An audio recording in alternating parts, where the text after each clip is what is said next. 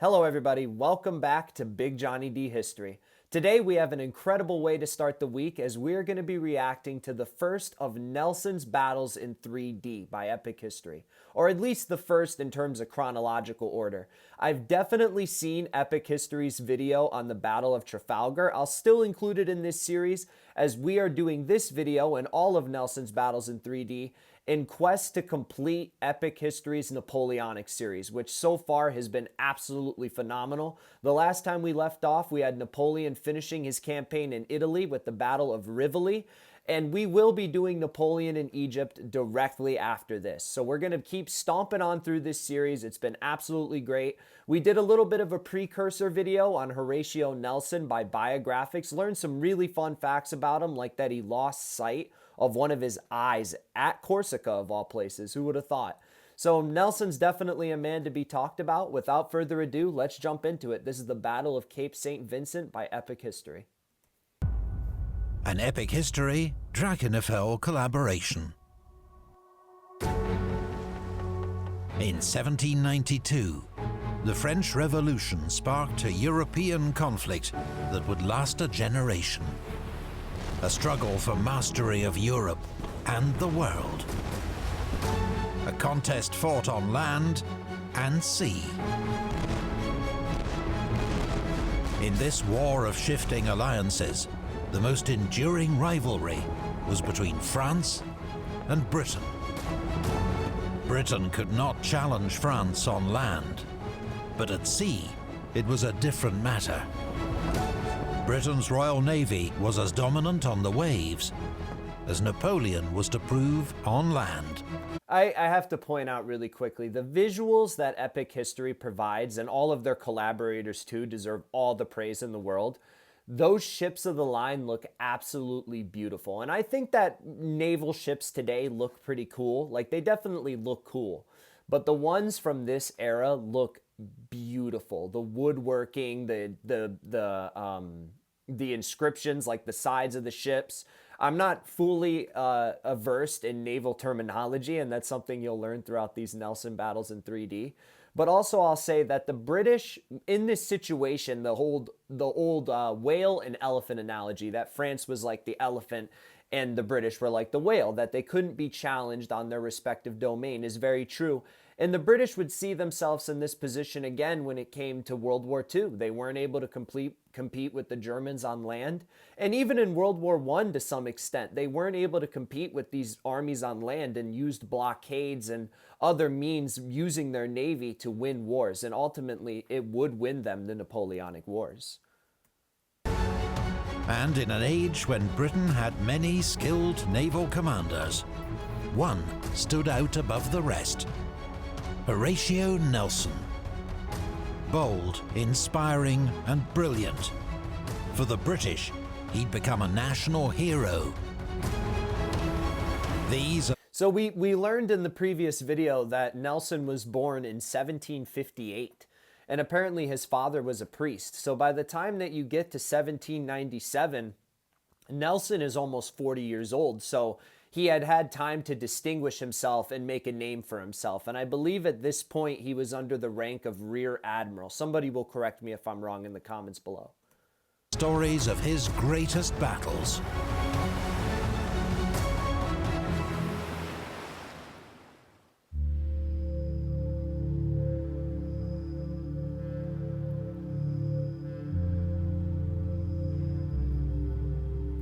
Quote from Horatio Nelson, "I cannot, if I am in the field of glory, be kept out of sight."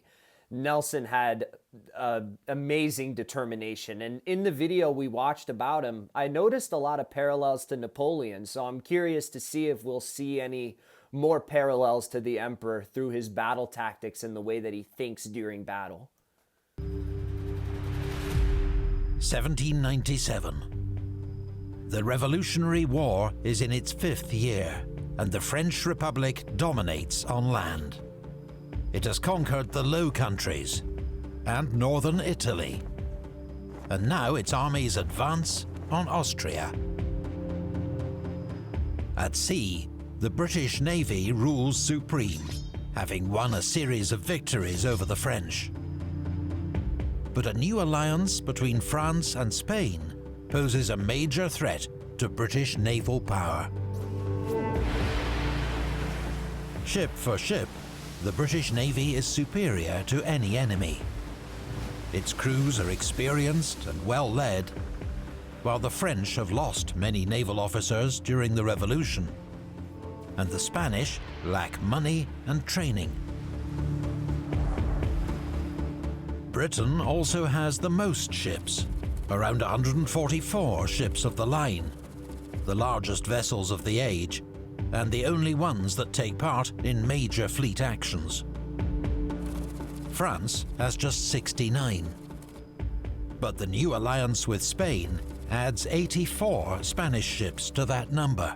So you can see, even with the Spanish and French fleets combined, all of their ships of the line combined, it was about equal to what Britain had, on top of being better experienced. And the geography in which Britain is, the fact that it is an island and it makes all of its money due to trade and, you know, exporting with other islands, means that they need to have the most powerful navy. That's how they maintain their empire. So the British Navy was just miles ahead of the French, the Spanish, or really anybody else in the world, and it would remain that way for over the next 100 years. If these allies can join forces at sea, they will outnumber the British and could force a naval victory that will change the course of the war. Britain's largest naval force is the Channel Fleet, 16 ships of the line guarding the homeland. Detachments watch France's Atlantic ports, where the French have several powerful squadrons, with the largest at Brest. Britain's Mediterranean fleet, 10 ships of the line, had been operating from bases in Corsica, Elba, and Naples.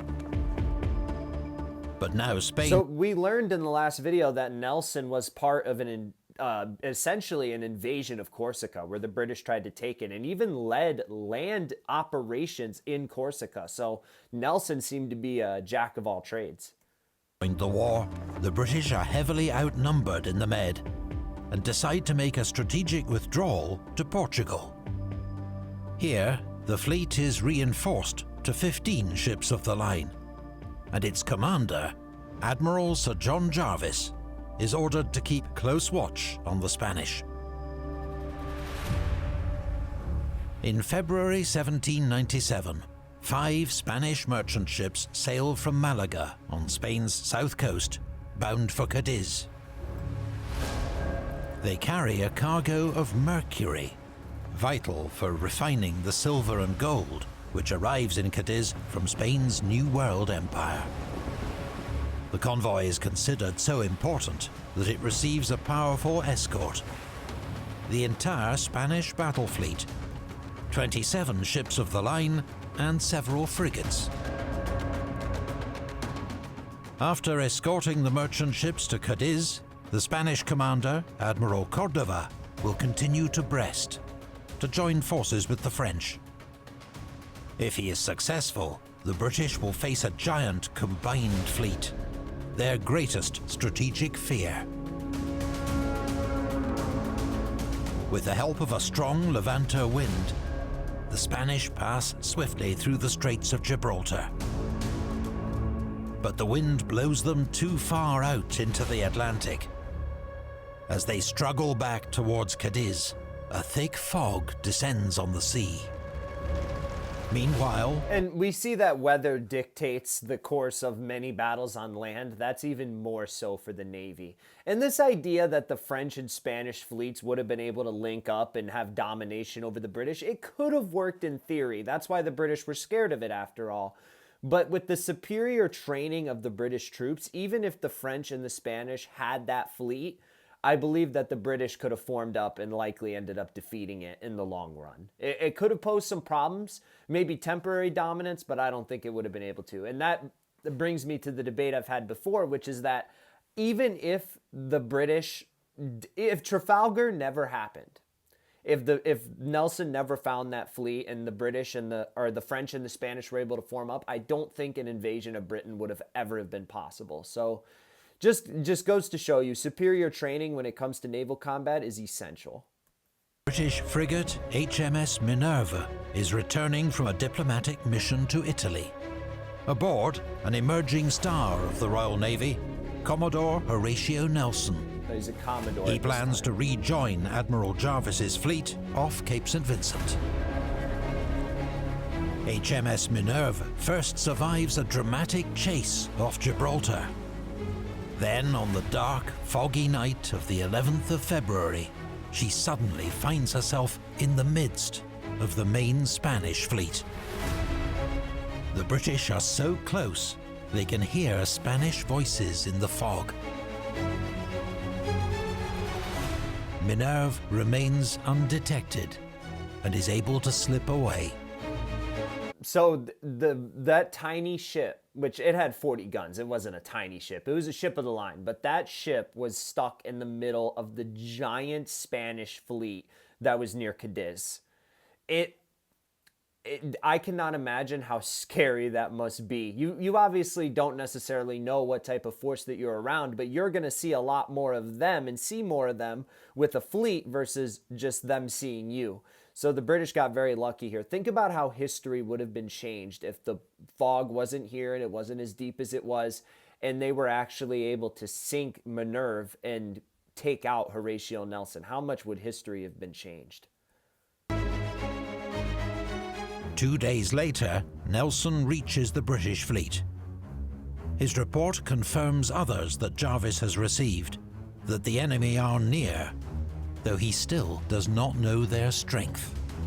Jarvis orders his fleet to prepare for battle and set sail to intercept.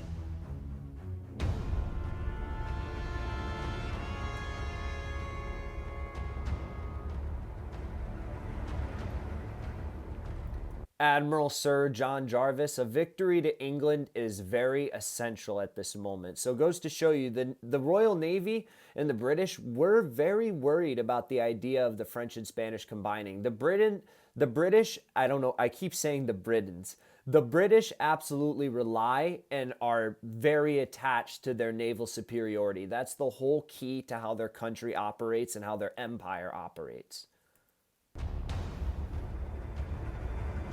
Admiral Sir John Jarvis, commander of the Mediterranean Fleet, was from a prosperous middle-class background, but ran away to join the Navy aged 13.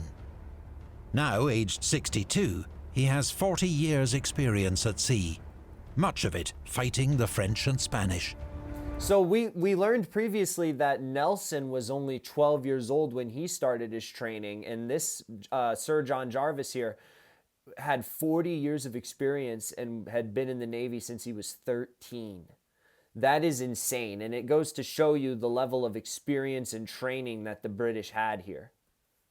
He's faced battle many times, but this will be the first time he's led a major fleet into action. He's fortunate to have several outstanding captains under him, including Collingwood, Troubridge, Saumarez, and Nelson, all of whom. And Collingwood would end up being with Nelson at the Battle of Trafalgar and actually led one of the two ships of the line at the path of ships that ended up piercing through the Franco-Spanish line. So I believe that would be the same Collingwood. I would believe so. Will have their own illustrious careers. Jarvis's flagship is HMS Victory, an aging but powerful 100-gun ship of the line. And I'm sorry to pause it again so soon. People in the comments, a few of you have been recommending me to do Epic History's full guide to the HMS Victory, which we will be doing, but I wanted to continue this mainline series first, so it will be uploaded after Napoleon in Egypt, which will be the 2 videos on him of Egypt and the Battle of the Nile. So it will go up after that.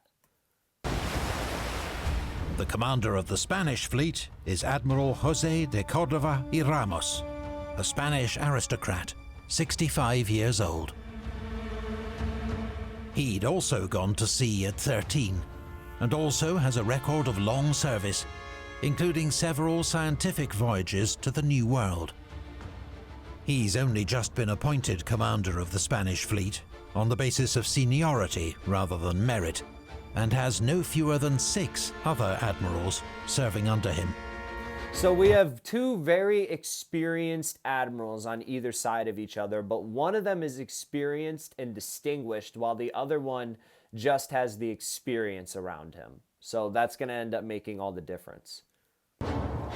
Cordova's flagship is the mighty Santissima Trinidad. Carrying 130 guns, she's the most heavily armed warship in the world. Wow. Santissima Trinidad leads a powerful fleet of 27 Spanish ships of the line, although 3 of these will miss the battle. 7 are classed as first-rate ships of the line, meaning they carry 100 guns or more. Jarvis has just 15 ships of the line, and only 2 of them are first rates. So the British are severely outgunned in this scenario. I believe it's 24 versus 14 ships of the line. And the Spanish have multiple with over 100 guns while the British only have 2. But it's not how many guns that you have. It's not the size of your gun, but it's how you use it. And the British will prove that training and experience beats firepower in naval scenarios. On paper, the Spanish advantage in firepower is massive. But the number of guns isn't everything. The speed and efficiency with which they're handled can be decisive. Moreover, Cordova's crews are not at full strength, and many of his sailors are inexperienced. Both fleets are accompanied by several frigates and other small ships, which did not usually fight in fleet actions, but were used for scouting and messages.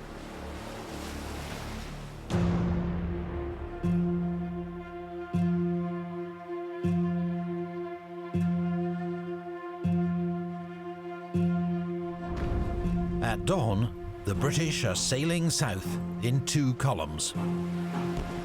They hear Spanish signal guns in the fog and know the enemy is close. But while the British fleet sails with purpose, expecting to engage the enemy, the Spanish have become dispersed in their efforts to reach Cadiz. They are now in 2 groups. A smaller group of 5 ships to the east, led by Admiral Moreno, and the main group to the west, commanded by Admiral Cordova. So if I were to fathom a guess, it seems like the British are going to do a divide and conquer tactic here, where they converge most of their ships on maybe the smaller group first and then shift over to the bigger group, which sounds similar to a Napoleonic War tactic, just in the water rather than on land. Heading east-southeast. On their current courses, the British ships are set to pass between them. As the fog lifts, the Spanish fleet comes into view, and Jarvis learns for the first time that he is massively outnumbered. Lookouts at the mast tops pass a steady stream of updates down to the deck.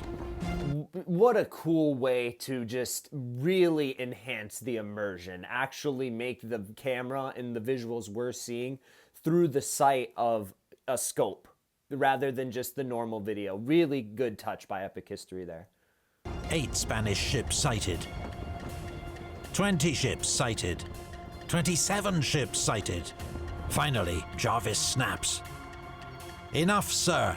The die is cast, and if there are 50 sail, I will go through them." What a badass, dude. "Enough, sir. The die is cast, and if there are 50 sail, I will go through them." And it's the determination and the bravery of these commanders that will encourage their troops to pull off unfathomable feats. The Spanish have also spotted the British. The larger formation turns north, looking to pass the British going in the opposite direction. The smaller Spanish force turns northwest, attempting to close up with the rest of the fleet. The British may be outnumbered, but if Jarvis can get between the 2 Spanish groups and fight half the enemy at a time, his odds will significantly improve.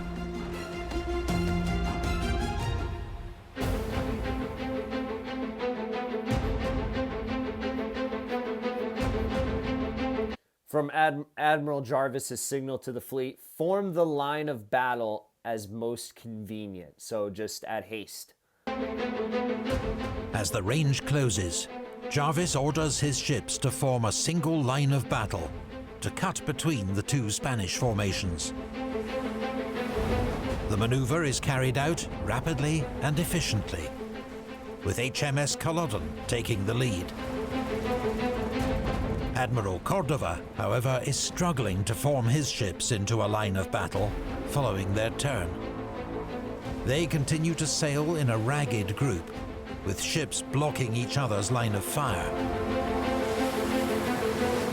I would imagine that you're not able to communicate with those 5 ships that are astray. You can signal to them, but you can't actually get direct communication. It's not like you can ring them up on a cell phone. So that would be more difficult to converge your force when you don't have communication with a good chunk of it. The battle is joined at 11:30 a.m. as the British vanguard opens fire. At 12:08, Jarvis orders his ships to turn 180 degrees in succession to maintain contact with the main enemy force. But now, the smaller Spanish force is coming up, threatening to break the British line near the point of its turn. If they can pull off this maneuver, they'll split the British fleet, making it vulnerable. Experienced British captains keep in tight formation, denying the Spanish any gap to exploit. But it is a determined attack. HMS Colossus takes heavy sail damage and veers out of control. Her neighbours, Orion and Irresistible, provide covering fire. The Spanish finally receive such a terrible series of broadsides that they abandon their attempt to get through the British line and turn away. For the British, every moment now counts. Admiral Cordova's force is getting away. He plans to slip around the British and rejoin with the rest of his fleet. If the British are to prevent him, someone will have to do something drastic.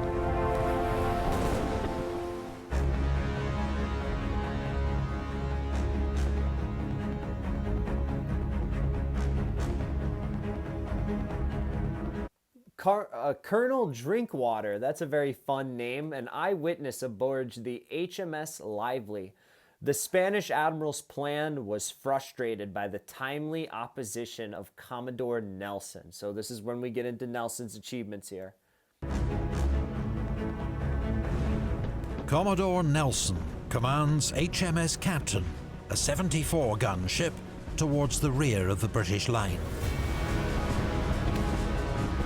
In this age, it was considered crucial to maintain the line of battle for the safe and effective maneuvering of the fleet. But Nelson sees that in their current formation, the Spanish will soon slip out of reach. Just after 1 p.m, he decides he must do something about it. On his own initiative, disregarding Admiral Jarvis's clear instructions, Nelson gives the order to wear ship and heads alone straight towards the main Spanish formation. This is a ballsy move by Nelson, not only because you're obviously going single-handedly against an entire fleet with your singular ship, but also because you're disobeying your commander. If this goes badly, not only could you end up losing your life, but if you survive, you could be sent to military disgrace, lose your position completely, your career is over. So Nelson, this is, an all-in situation here. HMS Captain is about to take on half a dozen Spanish ships single-handed, including Cordova's gigantic flagship, Santissima Trinidad. In these winds, it will take Nelson 45 minutes to close with the enemy. Yeah, you don't think about that most of the time with naval battles, is that, you're relying on the speed of the wind and the experience of your sailors to a certain degree, but mostly the weather and the wind. So Nelson closing that formation took almost an hour, 45 minutes. That's crazy to think about. While his ship is under heavy fire from the Spanish. Sitting duck. It's neither fast nor accurate, but steadily much of her rigging and yards are shot away. It looks like Nelson's gambit might fail, but help is on the way. When Jarvis, aboard Victory, sees Nelson break formation, he signals to other ships to turn in support. HMS Excellent, commanded by Captain Collingwood, is quickest to respond. HMS Culloden is also now close enough to engage the rear Spanish ships. Several of these have now suffered heavy damage. Salvador del Mundo is effectively disabled. San Isidro has been battered. As HMS Excellent moves up the line to support Nelson, she fires broadsides into them at close range. Both Spanish ships haul down their colors, the signal of surrender. HMS Excellent's bold advance causes San Nicolas to take evasive action, and she collides with San Jose. Nelson spots his chance. His own ship is crippled, but has just enough way on her to ram San Nicolas and attempt to take her by boarding. Nelson leads the boarding party himself, climbing aboard San Nicolas through a smashed window in the captain's cabin. After a short, sharp fight and close-range discharge of pistols, the crew of San Nicolas surrender. That, to me, boarding a ship is one of the most badass things you can do. Like, it is just such a cool concept. As someone who was like a pirate kid, I was a big fan of Pirates of the Caribbean and pirates in general. It is so cool to me that you hear about boarding ships and the sword fights and, close range pistols, especially like Assassin's Creed Black Flag. Like, it just rings to me as a fan of history and as a fan of pirate culture. They've suffered more than 200 casualties, about a third of their strength. Nelson's not finished. His men come under musket fire from San Jose, which is alongside San Nicolas. Gathering more men, Nelson launches a second boarding action from the deck of San Nicolas onto the San Jose. This Spanish crew, bewildered by the sudden onslaught, also surrender. That's insane. He did a boarding party within a boarding party from a boarding party. That's crazy. This extraordinary feat of using one captured ship as a springboard to take another is soon dubbed Nelson's patent bridge for boarding first rates. He is presented with so many swords by surrendering Spanish officers that he has to pass them to his coxswain to hold. Cordova's flagship, the giant Santissima Trinidad, is now being hammered by 3 British ships. Her crew has suffered more than 300 casualties. Around 4 p.m, there are rumors she struck her colors, but it's difficult to tell amid the smoke, din and confusion. Before she can be secured, 2 undamaged Spanish ships arrive and help tow her to safety. The British ships are too battered to pursue the enemy, who have begun to regroup and may yet pose a threat. Jarvis signals to his fleet to form up and secure the 4 Spanish ships they've already captured. As Cordova and his remaining fleet sail for Cadiz, the British begin to cheer, a remarkable victory.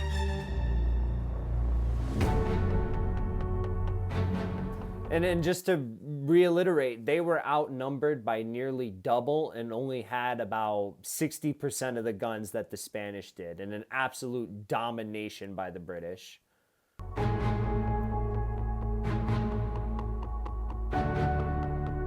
A quote from Commodore Nelson, who definitely distinguished himself at this battle. As she passed, HMS Victory saluted us with 3 cheers, as did every ship in the fleet.